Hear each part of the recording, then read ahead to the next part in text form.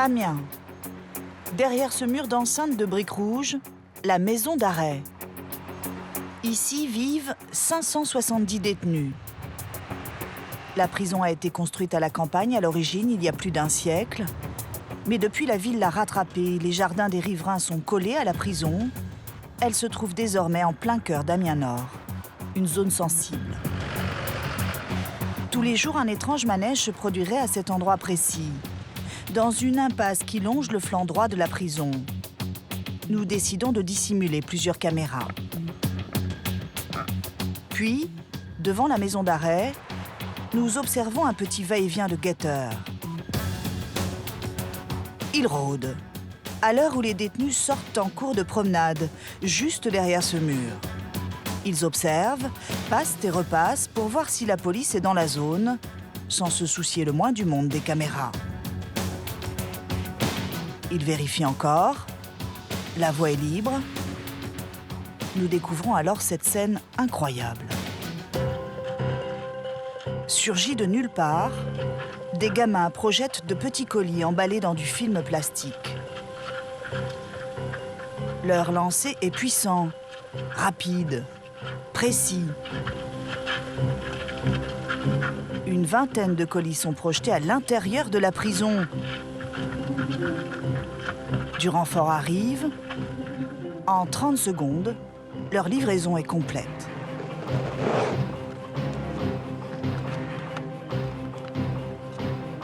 Le lendemain, nous avons retrouvé ces gamins. Ils ont 16 ans et acceptent sans se faire prier de témoigner. On vous a vu hier en train de faire quoi finalement? En train de parachuter. En train de jeter des colis derrière la prison. Vous faites ça souvent? Ouais, 2 fois par week-end et 1 fois par semaine. Alors est-ce que c'est vous qui fabriquez ces colis? Non. On nous les ramène, nous les jette. Nous on est là, on nous les ramène, on nous crache les billets, après on va terre. Après on les jette direct les missiles. Tant qu'il y a du liquide, nous on est là. Et le contenu de ce qu'ils appellent des missiles est très surprenant. La viande, des libanais, des clopes, briquets, alcool. Conso. C'est quoi le dernier truc que tu as dit? Conso. C'est quoi conso? Leur fume. Du shit. Voilà. De la drogue. Elle passe tous les jours par-dessus les murs de la prison. Et pour ces petits lanceurs, c'est un business juteux. Alors c'est combien justement le billet? 10 missiles à 150 balles. Ça vous fait combien par mois tout ça? Un bon chiffre d'affaires. Ouais. 5, comme ça. Ouais. Vous gagnez 1 500 € par mois Ouais. à 16 ans. Est-ce qu'il y a d'autres bandes qui pratiquent des meilleurs tarifs que vous qui pourraient vous casser le business? Ouais. C'est nous les meilleurs. Ce trafic, les surveillants de la maison d'arrêt d'Amiens n'en peuvent plus. Cette semaine-là, ils bloquent la prison. Car ils n'ont pas le droit de faire grève. Brûler des palettes et des pneus, c'est leur seul moyen de se faire entendre. Ils font rentrer ce qu'ils veulent maintenant, et donc c'est notre sécurité qui est mise en danger. Des armes, des téléphones portables, de la drogue, tout ce qui est illicite, tout ce qui leur sert pour faire leur trafic à l'intérieur. C'est les gros trafiquants qui gèrent tout la prison, quoi. Et les autres, ils subissent. Une partie des projections est consommée directement en cours de promenade. Les prisonniers regagnent parfois leurs cellules ivres ou drogués. Impossible à gérer pour les surveillants. C'est l'anarchie. Je vais même aller un peu plus loin, c'est le Club Med. Les détenus sont libres de faire ce qu'ils veulent. Le week-end dernier, il faisait très très beau et donc la population pénale présente sur la cour de promenade a décidé de s'octroyer un petit barbecue. Donc se sont fait projeter charbon de bois, colis de viande et autres. Et voilà, il ne manquait plus que le parasol et les transats. Vous voulez dire qu'ils ont fait un barbecue dans la cour de promenade? Tout à fait. Mais il y a de ça quelques années, ils avaient fait rentrer une piscine gonflable également. Donc Amiens-Plage, ça existe. Les prisons françaises sont-elles devenues des passoires? Impossible de filmer la vie quotidienne en détention. Mais nous avons obtenu des images exceptionnelles, tournées par un détenu. Trafic de cannabis, téléphone portable dans chaque cellule. Certains prisonniers font régner leur loi. Montre-nous ce que tu nous ramènes. Ah ouais, TNT ma couille. Qui tient vraiment les prisons françaises? Les surveillants s'avouent débordés. Ils n'auraient plus ni le temps ni les moyens de faire leur travail. Pas content, pas content. Ils se sentent en danger et de moins en moins soutenus par leur hiérarchie. Un peu partout en France, les unes après les autres, les prisons sont bloquées. Les 25 000 surveillants disent leur ras-le-bol. On veut travailler en sécurité. Voilà ce qu'on veut. On a une famille, on a des enfants. Ces jeunes recrues ne le savent pas encore, mais elles ont choisi une profession à risque. Un travail dangereux et éprouvant. Il y a un problème? Ouais, il me manque un cutter. C'est embêtant? Très.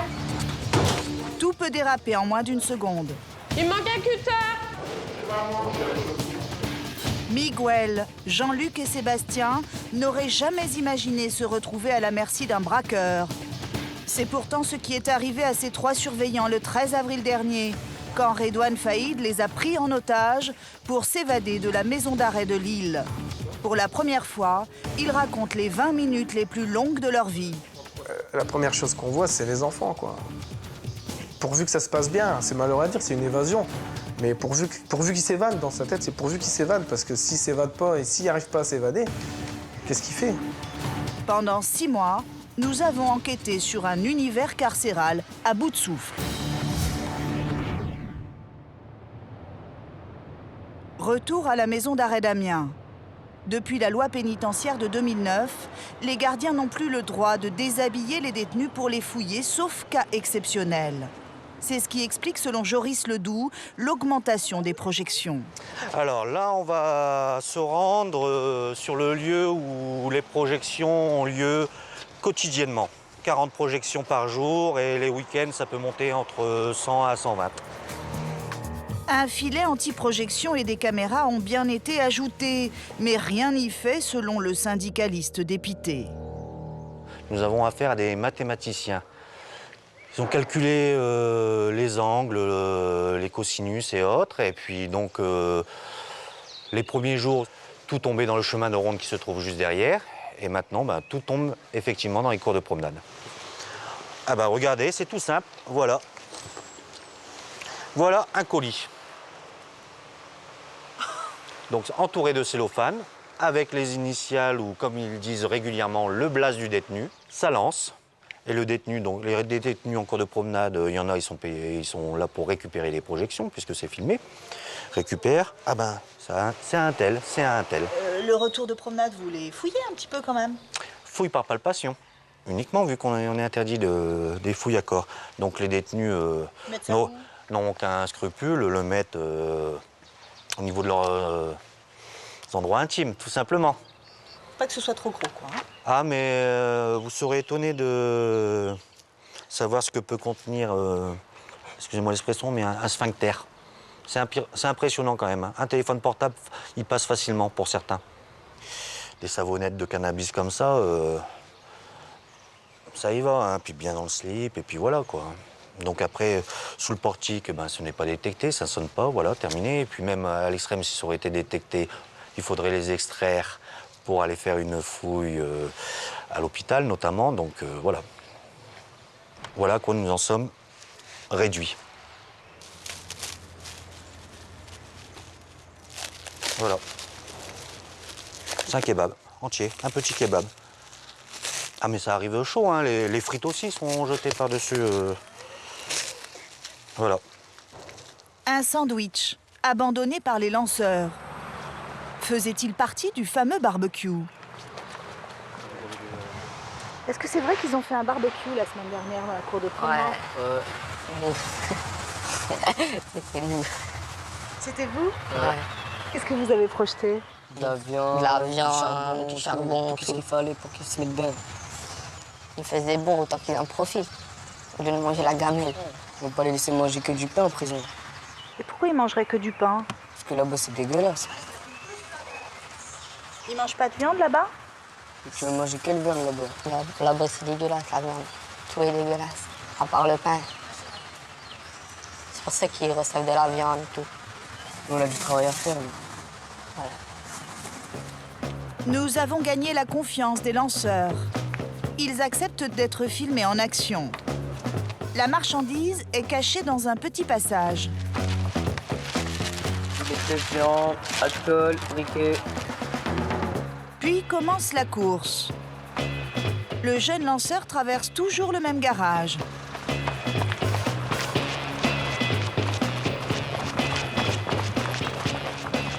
Il se place toujours au même endroit. Siffle pour prévenir les détenus.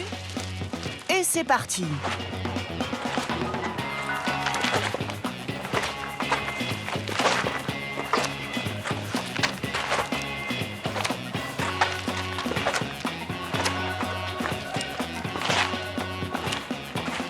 Sifflet final. Tout y est. Il décampe à toute allure. Tellement vite que la police, prévenue par les gardiens, n'a pas le temps de les arrêter. Et même quand elle les interpelle, mineurs, ils ne risquent pas grand-chose. Mais que font les surveillants de la prison? Nous n'avons pas été autorisés à filmer à l'intérieur. Nous interrogeons un gardien juste après le parachutage. Alors, comment ça s'est passé cet après-midi? Comme d'habitude, lors du retour de promenade, nous avons intercepté des missiles, des projections. Ce qu'on appelle nous des projections des missiles. C'est le jeu du chat et la souris, hein, voilà, le problème est là. Vous pouvez pas aller en promenade avec eux? Non, on ne rentre pas dans le cours de promenade. Ils sont 50, 40 dans une cour. On ne sait pas des fois ce qui peut se trouver dans la cour de promenade. Ah non, on rentre jamais dans une cour de promenade. C'est trop dangereux. Des surveillants impuissants. Des détenus livrés à eux-mêmes. Que se passe-t-il vraiment à l'intérieur des prisons? Nous partons à Nanterre. 900 détenus pour 600 places. À quelques pas de la Défense, la maison d'arrêt des Hauts-de-Seine accueille une majorité de délinquants jeunes spécialisés dans le trafic de drogue. L'administration pénitentiaire a refusé notre demande de tournage. Mais un ancien condamné nous a confié des images qu'il a tournées dans cette prison il y a quelques mois. Bonjour. À 35 ans, celui que nous appellerons John a déjà passé 13 ans en détention pour délinquance financière. Voici donc ces images, un document exceptionnel.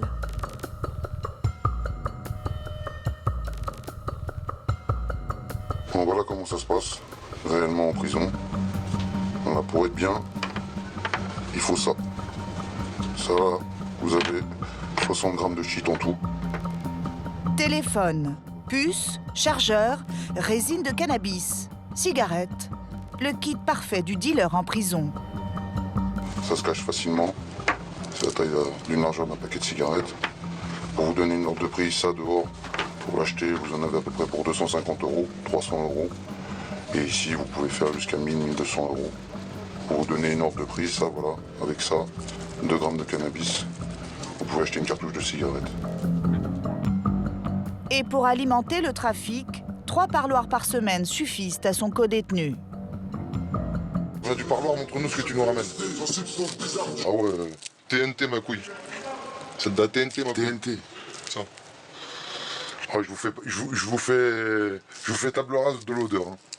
C'est de la TNT ma gueule, ça explose. Là vous avez un 100 grammes. Non. Ça c'est de la frappe du bled ma couille. Katama. 100 grammes de cannabis qu'ils tranchent au cutter. Ils l'ont payé beaucoup plus cher qu'à l'extérieur. Mais pendant quelques jours, ils seront les rois de l'étage. Ils pourront le consommer, l'échanger contre des services ou même le revendre avec une plus-value importante. La prison, une branche encore plus lucrative du trafic de drogue. Ici, le cannabis semble totalement banal. Voilà avec quoi on va se balader devant les surveillants et on va passer les sas de sécurité avec. Vous allez voir, ça va être une formalité pour nous. L'image bouge, la caméra est cachée. John se permet d'interpeller le surveillant, un joint allumé à la main. Où est-ce qu'on va être à 8h30 surveillant sur le terrain? Hein? Ça serait bien. Hein? Allez les gars, on y va au sport.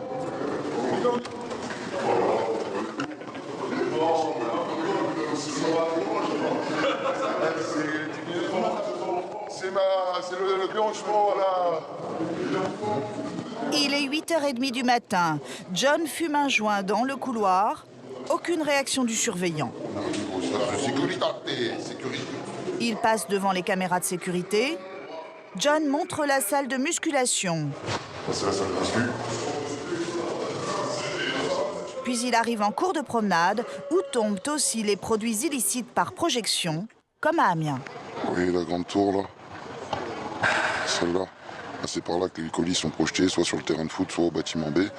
Les colis avec du shit, avec de l'alcool, avec des CD, des PlayStation, tout ce que vous voulez. Donc voilà.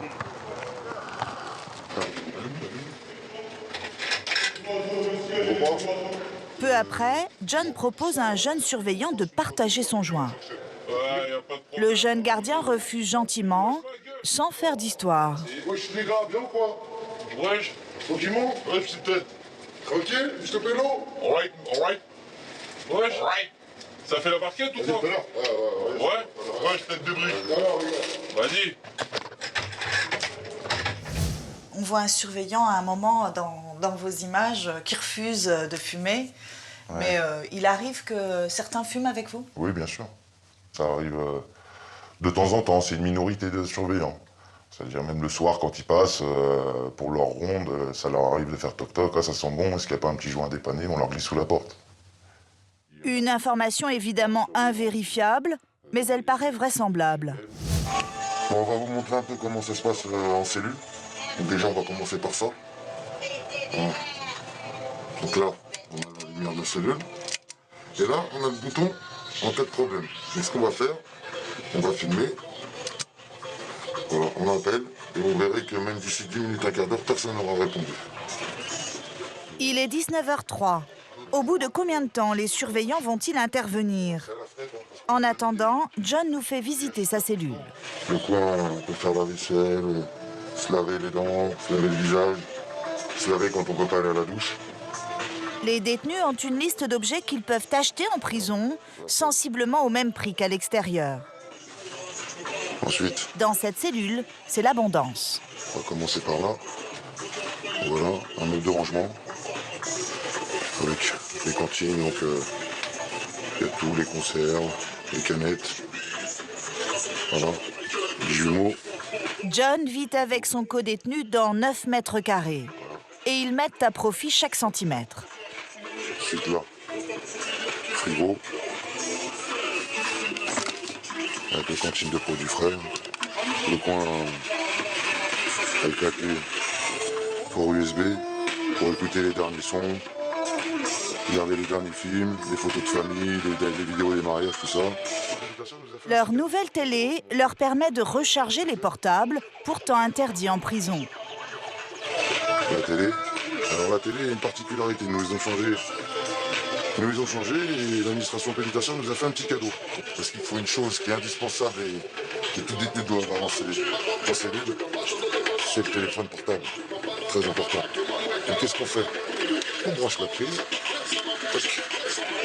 le téléphone, et voilà, ça charge. Merci donc à l'administration pénitentiaire pour ce petit gadget qui nous est bien utile. John reprend ensuite sa démonstration à propos de la sonnette d'alarme. Cela fait 3 quarts d'heure qu'il l'a déclenchée. Puis voilà, je reprends la montre. Il est 7h48 bientôt. Regardez, ça clignote toujours. Avant, il y avait des passages, des rondes toutes les demi-heures pour justement voir si les détenus avaient des problèmes ou pas. Maintenant, ils ne daignent même plus répondre aux interphones. Hein, il nous est arrivé d'avoir des coupures d'électricité de 7h du soir jusqu'à 10h le lendemain matin. Hein, sans qu'on nous explique pourquoi, pareil pour l'eau. Donc voilà, des petits changements qu'il faudrait effectuer le plus rapidement possible dans toutes les prisons de France. 45 minutes sans aucune réaction. En fait, les surveillants sont débordés.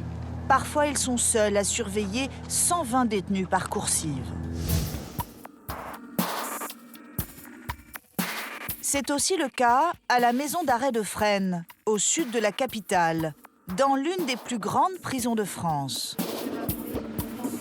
Après des semaines de négociations, nous avons pu filmer les premiers jours de travail d'une promotion de surveillants. Ils sortent de l'ENAP, l'École nationale de l'administration pénitentiaire. Ils découvrent la légendaire rigueur de cette maison d'arrêt centenaire. Bonjour à toutes et à tous, asseyez-vous. Une rigueur parfaitement incarnée par son directeur, Stéphane Scotto. Bienvenue à vous, surveillantes, surveillants, qui rejoignez cette grande maison. Pour ceux qui seraient tentés de sortir du rang, l'avertissement est clair d'emblée. Vous faites ce que je dis. Ça signifie qu'à chaque fois que vous agissez dans le cadre des instructions de service, vous bénéficiez de la protection du chef d'établissement. Mais si vous sortez de ce cadre, vous perdez cette protection. J'espère que vous aurez l'occasion, comme moi, d'être fier d'être fresnois et d'être fier du métier que vous faites. Merci à vous. En résumé, pas de copinage, pas de corruption. Bonjour. Arrive ensuite l'armurier. Les surveillants sont armés uniquement quand ils sont postés au Mirador. Ils sont autorisés à tirer en cas d'évasion. Donc je vais vous montrer comment sont conditionnées les armes au Mirador. Et après, on parlera du fusil à pompe. À l'école, ces nouvelles recrues ont déjà appris le maniement des armes. Petit rappel. Le jour où vous devez vous saisir de l'arme, il y a une chose à faire, c'est prendre le levier, le tirer et le lâcher. Une fois que vous avez fait ça, il vous reste juste à aligner le poing sur la personne et à tirer. Jusque-là, tout paraît simple. Mais en fait, l'utilisation des armes est très réglementée. Vous imaginez que le détenu saute le mur. Une fois qu'il est sur le mur, sur le haut du mur ou qu'il redescend du mur, on a le droit de tirer. Une fois qu'il a les deux pieds de l'autre côté et qu'il est sur la rue, le détenu ne nous appartient plus, il appartient aux forces de l'ordre. Bien, maintenant, on va passer au fusil à pompe. Pour armer, je tire la pompe, je la pousse. En fait, au quotidien, les surveillants ne sont pas armés. La psychologie est leur meilleur allié. Il y a beaucoup de gens qui ont tendance à croire que c'est un métier où on est des gros bras, mais pas du tout en fait. Vous êtes plutôt costaud quand même. Oui, mais c'est pas... le fait d'être costaud, ça sert à rien lorsqu'on est face à la personne détenue en fait. Tout se passe dans la tête, dans le caractère, dans la manière d'être. Il faut avoir une grande maîtrise de soi, savoir rester calme, savoir observer et savoir communiquer aussi. À Fresnes, beaucoup de surveillants viennent du Nord et des départements d'outre-mer, des régions particulièrement touchées par le chômage. Le salaire, près de 1 500 € net dès la première année, en séduit plus d'un. Nos stagiaires poussent pour la toute première fois ces grilles sans cesse repeintes depuis plus d'un siècle. Actuellement, 2174 détenus sont incarcérés ici pour 1400 places. Ils commencent la visite par l'un des quartiers les plus sensibles. À l'étage, il y a le quartier arrivant. À l'heure actuelle, on a 41 personnes détenues. Et ils arrivent, bien sûr, principalement la nuit. La visite se poursuit par une cellule. Les 9 mètres carrés réglementaires sont prévus pour une personne. En fait, les détenus les partagent à 2, parfois 3. Il y a d'ailleurs 2 lits, 2 bureaux, un lavabo, une télé. Petit luxe, les toilettes sont fermées par une cloison, ce qui n'est pas le cas dans le reste de la détention. Car nous sommes au quartier arrivant, où les prisonniers passent leur première nuit. C'est souvent cette nuit-là qu'ils font des tentatives de suicide. Si on constate que la personne est sensible, on va essayer de le mettre avec quelqu'un peut-être qui s'entend bien avec lui. Voilà. Et ça dépend que de notre observation. C'est beaucoup d'observation. Ah oui, oui. Ouais, par exemple, là, dans les bassines, il y a du liquide Javel. Le liquide Javel, il est dilué au minimum. C'est-à-dire que la personne détenue l'ingurgite, elle craint quasiment rien. Après cette douche froide, il faut motiver les stagiaires. Vous rentrez dans le métier, vous verrez que votre métier va devenir super intéressant si vous en donnez les moyens. Si vous vous contentez d'ouvrir et de fermer des portes, ben, vous allez devenir rapidement aigri. Si vous dialoguez, si vous vous intéressez à ce que vous faites, si vous observez, vous verrez que c'est super passionnant et vous aurez envie d'évoluer parce que c'est un métier où on peut évoluer rapidement et de façon très intéressante. Nos surveillants stagiaires sont bombardés de conseils et d'encouragements. Car dans une semaine, ils seront seuls face aux détenus, seuls avec jusqu'à 120 prisonniers à surveiller. Au bout d'un an, un jeune gardien sur 10 aura démissionné. C'est le bon endroit là, ça y est, tu sens mieux ton métier? On a toujours un petit peu d'appréhension, c'est le début, et on verra pour la suite. De toute façon. Un peu sonné, Lucien essaye de se rassurer comme il peut. Très carré. Donc forcément sympathique. Enfin sympathique, si on veut. Toi tu aimes ça le carré? C'est ce qui importe, surtout dans l'administration pénitentiaire, lorsque les choses sont bien en place, c'est que ça fonctionne. Et les choses fonctionnent tellement bien que Lucien reste coincé derrière les barreaux. Nous aussi d'ailleurs.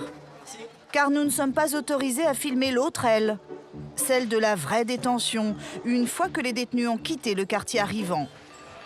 L'aile où se situent également les mitards, quartier disciplinaire.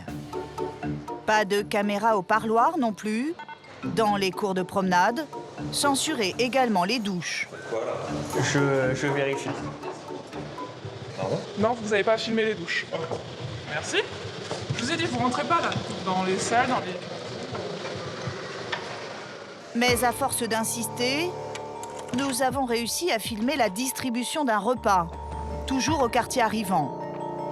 Ce surveillant est de service ce jour-là, accompagné d'un détenu, un auxiliaire, qui assure la distribution. Il est 17h15. On mange très tôt en prison comme dans les hôpitaux, pour que le personnel puisse quitter à 18h. Au menu, dans ces barquettes individuelles, là, c'est du céleri. Là, c'est des pommes de terre et du steak. Ces fameuses barquettes qui passent bien souvent par la fenêtre dans un incroyable gaspillage. On les voit jonchant le sol à Nanterre sur les images de John. Ajoutez à cela une part de camembert et une compote, un menu que certains apprécient quand même. Du moins devant le représentant de l'administration qui surveille toutes les interviews. Est-ce que c'est un moment important là, le repas? C'est un moment agréable, ouais, de liberté, de plaisir, surtout de plaisir. Parce que le plaisir en prison, on perd un peu la notion de plaisir. J'ai fait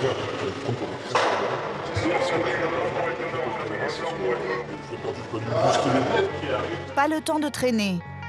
Tous les repas doivent être distribués en 20 minutes. C'est bon. C'est bon. On va sortir très bientôt. Vive la liberté. Vive la liberté, hein. On est là pour faire longtemps, mais on va sortir. C'est beau. Pour rappeler. Tout à l'heure, on passe. Ok, mettez un drapeau. Le gardien vous voit tous les détenus. En retour, il l'appelle surveillant. Jamais par son nom. On donne pas son nom? Ah, donne pas son nom. C'est comme ça. Parce que sinon, voilà. C'est comme les policiers, ils ne donnent pas leur nom. Comme les gendarmes, ils ne donnent pas leur nom. Et ça vous arrive jamais de glisser votre prénom quand même Non. Même si vous copinez un peu avec un... Copiner? Ah non, on copine pas. Non, on est jamais mot. Monsieur, repas. Comment? Vous êtes en grève de la faim? D'accord. Mange pas? D'accord, eh ben, je vais tout à l'heure vous faire signer le papier comme quoi vous êtes en grève de la faim. Ok, ben, à tout à l'heure. À tout de suite. On peut ouvrir 10 cellules, c'est 10 personnes différentes et 10 problèmes différents. Et 10 personnes qui sont entrées en prison pour des faits différents. Donc forcément, c'est enrichissant. Est-ce que vous avez peur parfois? Peur? Celui qui a peur, il faut qu'il change de métier ou soit qu'il mette sa peur dans sa poche. Sinon, il faut changer de métier, sinon c'est pas possible. La peur. Tous les surveillants de prison en font l'expérience un jour dans leur carrière. Pour ceux de l'île Sequedin, ce jour-là, c'était le 13 avril dernier, lors de la spectaculaire évasion de Redouane Faïd. Pour la première fois, 3 surveillants pris en otage par le braqueur ont accepté de témoigner. J'ai vécu des émeutes, j'ai vécu des grandes bagarres en cours de promenade, au couteau, enfin plein de choses. Mais si on m'avait dit tu seras pris en otage, non, jamais, franchement, non. J'aurais pas pu le croire, non. Lorsqu'il arrive à la maison d'arrêt en novembre 2012, Faïd n'est pas n'importe qui. Recherché par Interpol, braqueur multirécidiviste de banques et de fourgons blindés, il est surnommé dans le milieu le cerveau. Redouane Faïd. Faïd se présente comme un repenti en 2010. Il est accueilli en star sur les plateaux télé et se paye même le luxe de serrer la main de l'ancien ministre de l'Intérieur, Jean-Louis Debré. Bon, avant tout, je tiens à dire quand même que je ne suis pas là pour faire l'apologie du banditisme. Moi, j'ai eu une vie qui a été la mienne. Bon, le malheur que j'ai eu, si je peux dire que c'est un malheur, mais je pense que c'est un malheur, c'est que lorsque j'ai commencé des petits délits jeunes, je ne me suis jamais fait attraper. Vous êtes à la retraite? Oui, je suis à la retraite. Moins d'1 an plus tard, Redouane Faïd est de nouveau interpellé, soupçonné de braquage et, plus grave, du meurtre d'une policière municipale, Aurélie Fouquet. C'était à Villiers-sur-Marne, le 20 mai 2010.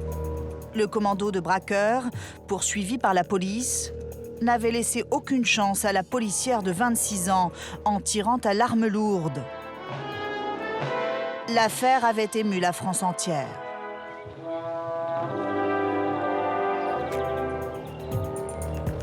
Redouane Faïd est placé en détention à la maison d'arrêt de Lille. Elle accueille essentiellement des prévenus, c'est-à-dire des personnes en attente de jugement comme lui. Curieusement, aucun dispositif particulier de surveillance ne l'entoure. Pendant 6 mois, le cerveau prépare sa cavale, étudiant jour après jour les failles de l'établissement.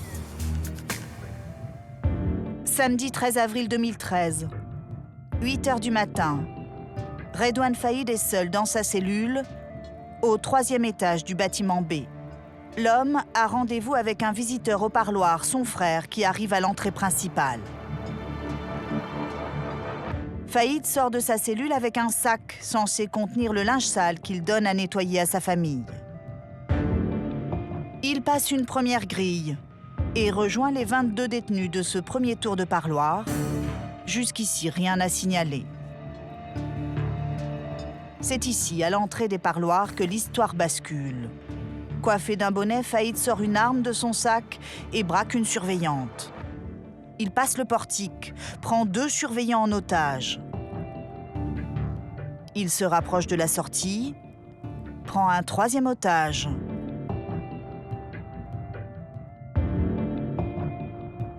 Dans cette salle d'attente, Faïd fixe de l'explosif sur la porte. Première explosion.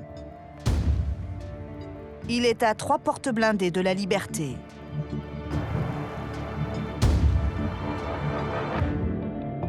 L'avant-dernière porte pose problème. Elle résiste. Il fait alors exploser la fenêtre. Ne reste que la porte principale. Un dernier pain d'explosif aura raison d'elle. Faïd est libre, entouré de ses 4 otages. Ces surveillants, qui ont servi de bouclier humain, nous les avons retrouvés. Pour la première fois, ils ont accepté de raconter les minutes les plus terrifiantes de leur vie. Le premier à avoir été pris en otage, c'est Jean-Luc. Dans le couloir du parloir, Faïd le menace avec son arme. Jean-Luc, père de famille nombreuse, fait ce métier depuis 20 ans. Il me prend là derrière le dos, il m'agrippe, et puis il me pointe l'arme sur la tête. Et puis il dit on y va, il dit il faut sortir, je vais sortir maintenant. Et en passant, donc, il en reprend 2 autres. Donc là on arrive devant la porte qui donne accès un peu vers les familles pour accéder à la salle d'attente. Et puis donc là, le collègue a la clé. Donc il ouvre. Et puis là, à l'arrivée à la deuxième porte, il n'y a pas de serrure de l'extérieur. Donc là, on s'est dit, comment on va faire? J'ai jamais pensé à un moment donné qu'il allait prendre le pain plastique et puis aller faire sauter. Et puis lui, tout tranquille, hein, il nous dit, bon, maintenant, le premier qui bouge, je le bute. Hein. Moi, je veux sortir, je sortirai. Donc là, il commence à poser ses pains plastiques, tout tranquillement. Et là, je commence à réaliser, en fin de compte, que j'étais en plein dedans, que ça allait sauter, quoi. Et effectivement, c'est impressionnant le bruit que ça fait, ça se pète. Il nous a simplement dit bougez pas, sinon je vous bute. Hein, risquez pas votre vie pour un salaire de merde. Hein. Ça, c'est les propos qu'il y avait. Après, ça calme. Hein. Donc on fait ce qu'il dit et puis c'est tout, quoi. Durant toute leur folle course avec le fugitif, Miguel et Sébastien n'ont pas cherché non plus à jouer les héros.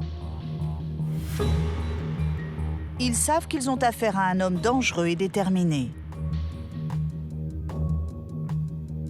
Quand j'ai su que c'était Faïd en prise d'otage, mine de rien, on le connaît. Enfin, on connaît son pédigré, quoi. Donc c'est que c'est pas un voleur de poule, quoi. Les explosions, c'était violent? Moi, celle qui m'a impressionné le plus, c'est la première, parce que je m'y attendais pas du tout. Donc j'avais pas les oreilles bouchées, j'avais rien du tout. Par contre, les autres, j'avais les oreilles bouchées, et ouais, c'est impressionnant. C'est impressionnant, surtout quand on connaît pas l'effet que ça va donner, quoi. C'est vachement impressionnant. On se sent propulsé, tous nos organes, ils remontent. Ah ouais, moi, j'ai sorti c'est impressionnant. Des pieds à la tête, on a l'impression de faire un bond en hauteur. Impressionnant. C'est très impressionnant. Faïd est armé et il a déjà tiré pour montrer que son arme était bien réelle. Les otages, eux, n'ont pas d'armes. Aucun d'eux n'a essayé de s'échapper. Que pensait-il pendant ces longues minutes? La première chose qu'on voit, c'est les enfants, quoi. Pourvu que ça se passe bien, c'est malheureux à dire, c'est une évasion. Mais pourvu qu'il s'évade dans sa tête, c'est pourvu qu'il s'évade. Parce que s'il s'évade pas et s'il n'arrive pas à s'évader, qu'est-ce qu'il fait? Le peu qu'il parle, c'est impressionnant, en fait. De toute façon, on exécute tout ce qu'il nous dit. Et comme je rejoins Miguel, on espère qu'une chose, c'est que tout se passe bien. Et c'est malheureux de dire ça, on espère que tout va bien exploser, parce qu'on se dit qu'on est 4 otages. Et je rejoins son idée, quoi. Il n'a pas peur d'en liquider un pour qu'il ne reste que 3. Première partie de l'évasion réussie. En faisant exploser 5 portes, Faïd a utilisé plus d'1 kilo de C4, de l'explosif militaire. S'ensuit une course effrénée sur cette esplanade, avec les 4 otages. Miguel et Sébastien acceptent de revenir sur place. On comprend pas, on sait pas où il nous emmène. On sait qu'il attend après quelqu'un, forcément, puisqu'il va pas aller là-bas en courant tout seul. On pense qu'il y a quelqu'un au bout. On se doute qu'il y a forcément un complice extérieur pour venir le chercher. Il va pas partir seul. De fait, une berline noire attend Faïd sous ce pont. La fin du calvaire pour 3 des 4 otages. Mais Miguel doit monter dans la voiture. À l'intérieur, les complices ne se disent pas un mot. 2 kilomètres plus loin, Faïd relâche Miguel sur la bande d'arrêt d'urgence devant une autre prison. La maison d'arrêt de l'Os, elle est là et il m'arrête là.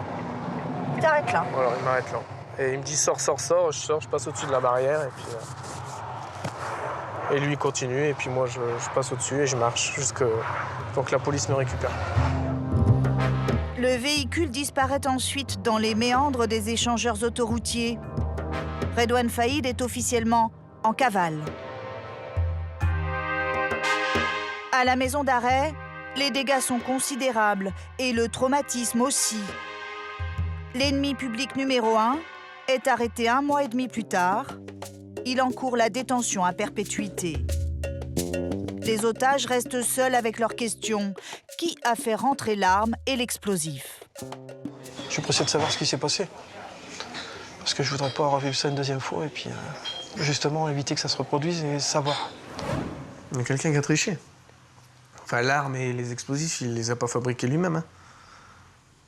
Vous penchez pourquoi, vous? J'espère un parachutage.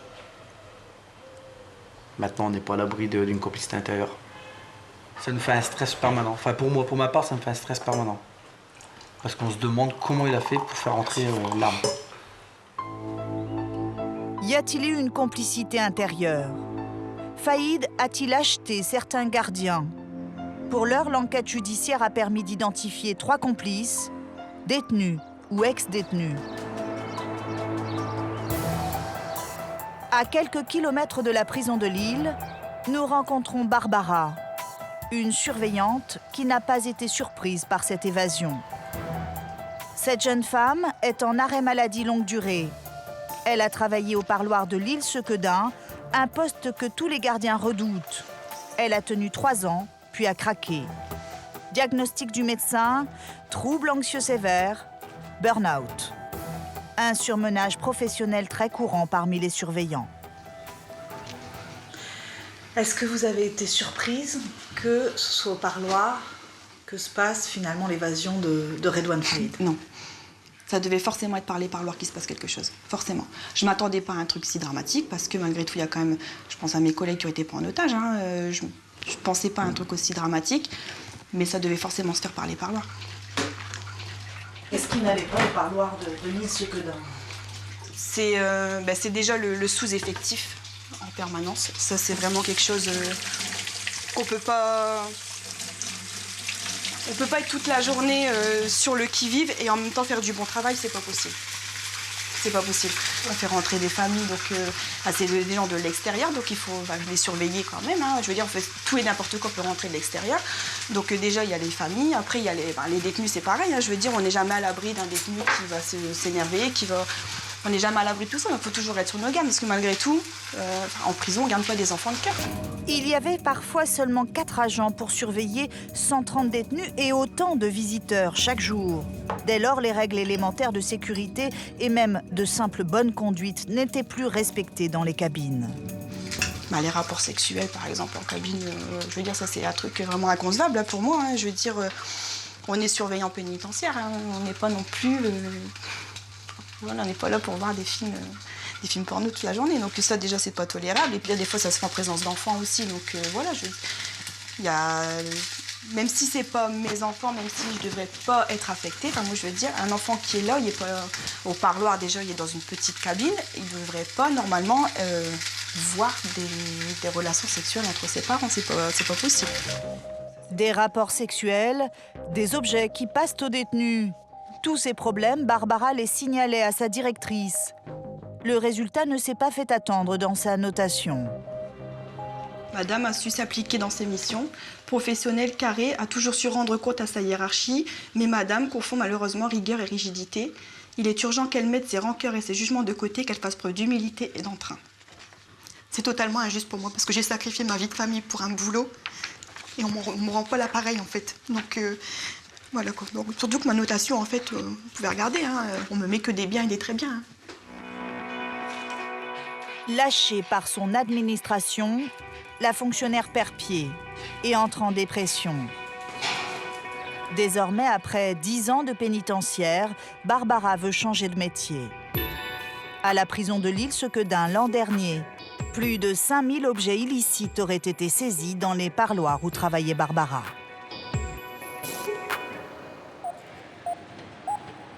Le business avec la prison, certains en font même leur gagne-pain. Comme Steve, un ex-détenu. À 35 ans, condamné 24 fois, il a passé 8 ans sous les verrous, 8 ans à Fresnes. Et même quand il est libre, c'est la prison qui le fait vivre. Trouver du boulot avec l'étiquette qu'on porte, c'est un peu baisé, quoi. Ça veut dire après, voilà, faut se dépatouiller. Donc si je peux aider c'est pas mes potes, mais si je peux les aider, je les aide. Ça veut dire que maintenant, vous vous sentez relié à la prison pour toujours? Ouais. Car Steve est vendeur de téléphones portables en prison. Ce jour-là, justement, un détenu de Fresnes lui a passé une commande. Steve a ses habitudes dans le nord de la capitale pour faire ses emplettes. Boulevard Barbès. Des dizaines de boutiques de téléphones portables s'alignent, serrées les unes contre les autres, affichant tarifs alléchants et super promos. Et tout téléphone fait l'affaire ou... Non, il faut des téléphones précis. Surtout à Fresnes, parce que ça sonne. Un téléphone précis, c'est ce que Steve va chercher dans cette boutique. Nous le suivons en caméra cachée. Ouais, je viens voir pour si t'as des... Je viens d'en voir un michto. Alhamdoulilah. T'as plusieurs modèles ou quoi? Ouais, mais attends-moi pour ceux qui passent. Qui passent, ça veut dire qu'ils ne sont pas détectés par les portiques en prison. Mais attends, T'enlèves la plaque, Ouais. enfin, généralement les jeux ils tu peux pas enlèvent. me l'enlever la plaque. La plaque, tu peux te l'enlever. Après ça, Ça sonne pas, ça. ça, je sais pas si ça sonne. Non, ça sonne pas, mais après, Bah, c'est bah, bon. combien tu le vends? Il a 59, mais vas-y, je te fais à 50. Ouais, tu me le fais à 50 et tu crois, je vais te faire une commande. Ces mini-téléphones sont des copies de clés de voiture de luxe. Pas plus grand qu'un pouce, tout en plastique, ils se dissimulent facilement, idéal pour les prisonniers. Vous en vendez beaucoup? Ouais, ah oui, ça marche très bien. C'est le business. C'est mignon ou parce qu'il passe tout? Il passe Ah bah oui. C'est ça qui est bon. Il passe partout? Partout, les gens. Oui, les gens viennent, ils m'entraînent 4-5 et Ouais, ils c'est les ça que je revendent te dis. directement en prison. Bah oui, c'est ce que je fais faire là. Ouais. Ces portables miniatures sont sur le point d'être interdits en Grande-Bretagne. Mais ici, pas de problème, et avec facture. Ils sont vendus en toute légalité. Trop bien. Ça, c'est ce qu'on pourrait dire un téléphone spécial prison. Exactement. Celui-là, les détenus en raffolent. Ah, ils adorent ça. C'est normal, ils passent partout.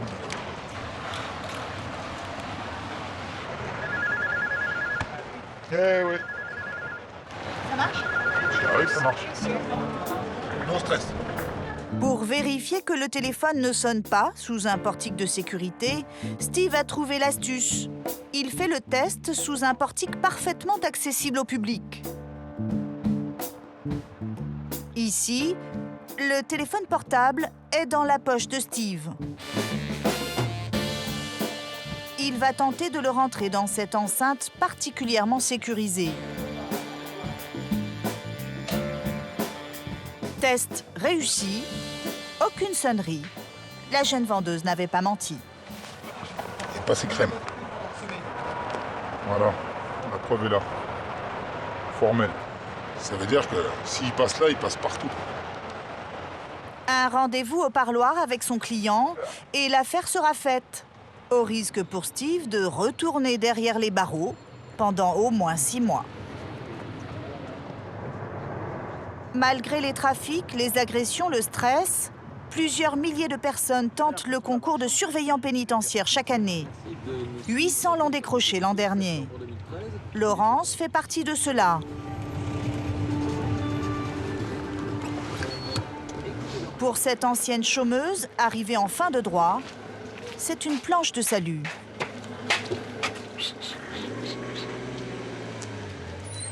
Jour bon, jour. À 42 ans, Laurence est chef des ateliers de travail à la maison d'arrêt des femmes de Fresnes. C'est parti pour 8 heures d'un service durant lequel elle ne va pas relâcher son attention une minute. Première étape, aller chercher celles qu'elle appelle ses filles, les détenus qui travaillent. Comment vous savez qui aller chercher? Je les ai en tête. Je les connais toutes par cœur, mes travailleuses. Jour.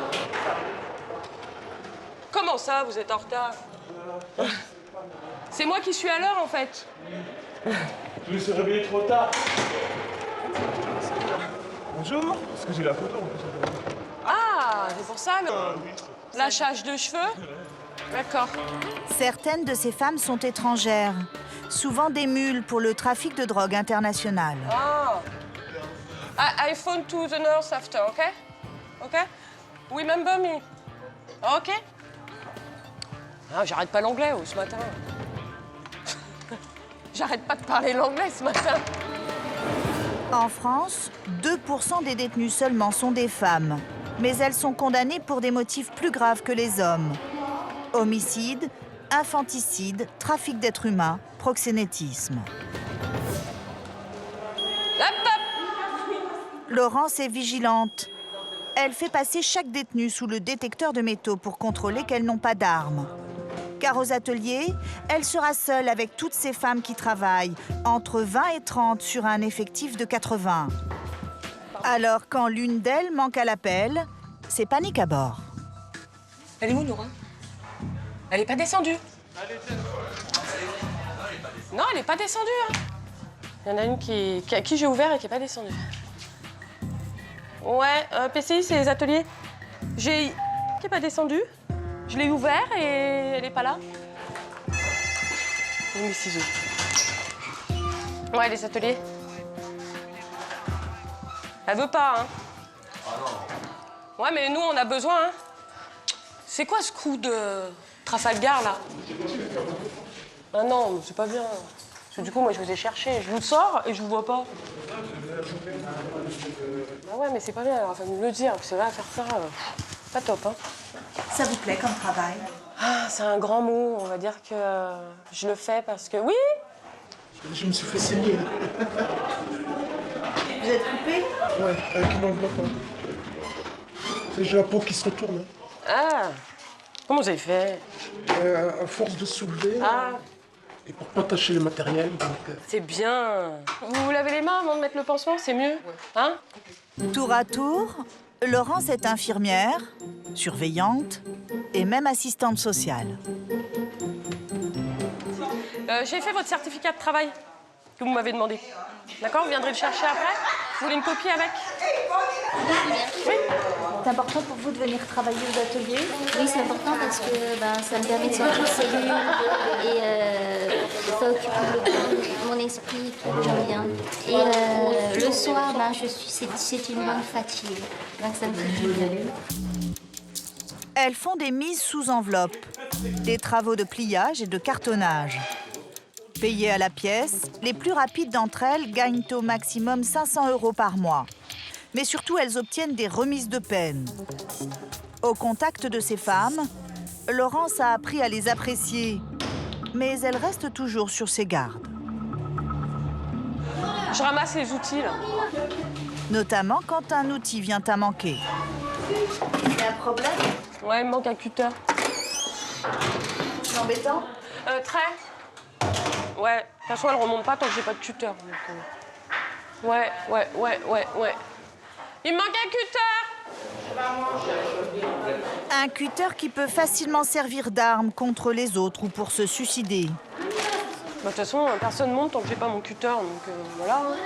Oui. Faux salaire. Ah! Abdelillah, je commence à transpirer, là. Finalement, le cutter est retrouvé dans la salle. Dernière fouille par palpation, les détenus regagnent leurs cellules dans l'ordre et le calme, 5 par 5. C'est la règle à Fresnes. Certaines remontent du travail en cellule, histoire de gagner quelques euros de plus. Laurence, elle, a terminé sa journée sans incident, une de plus. Elle en conçoit une certaine fierté. Je pense que j'étais pas assez mature à 20 ans ou à 25 ans pour faire ce genre de choses. Non. Moi, je pense que c'est mon vécu, c'est mes expériences qui me permettent de ne pas abuser de l'uniforme et de l'autorité que j'ai. Pour moi, ça rime à rien. Donc non, moi, je fais mon travail comme c'est écrit et c'est tout. Ni plus ni moins. Il est 16h tapante. Journée finie, je rentre chez moi. Avec un grand bonheur. On vous sent très soulagée? Ouais. Je vais voir ma fille. Une surveillante épuisée le soir, mais heureuse malgré tout dans le chaos actuel des prisons. En France, surveillant pénitentiaire, c'est la profession la plus touchée par le suicide, 30% de plus que la moyenne nationale.